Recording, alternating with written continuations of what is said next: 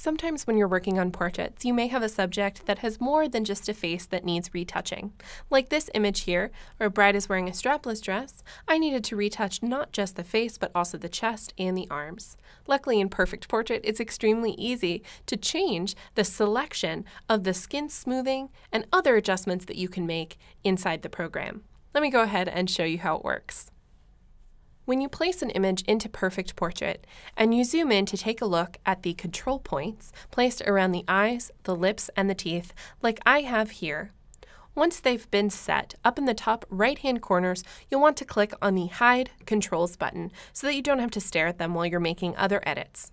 You'll also notice that my mouse is automatically a brush tool. This gives me the ability to add or subtract parts of my image into the skin selection that correspond directly with the skin retouching pane on the right-hand side of the screen. In the Tool Options bar, you can scroll up and select changes like the size of the brush, the feathering, the opacity of the brush, and the ability to use our Perfect Brush or Edge Detection brush to make sure that you have a very, very nice selection. Down on the bottom left-hand corner of the image, there's a drop-down menu that you can open up and take a look at the mask that's being applied to your photo.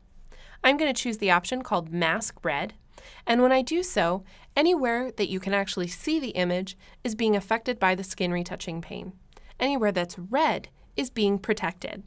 We need to go through and add her chest and her arms to this selection.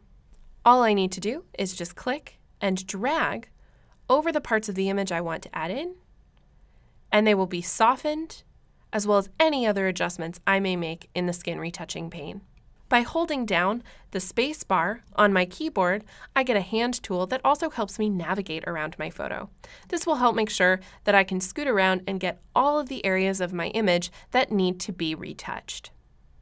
It's also helpful to note that if I click and drag and accidentally go over a part of my image that shouldn't be part of my skin selection, I can go up to my Tool Options bar and adjust the mode of my brush. Right now it's set to Add to Skin, which means I'm painting in the parts that I'd like to be softened. But if I open up that menu and choose Not Skin, I can paint out areas that I don't want to be part of that skin selection, so you can be extremely exact.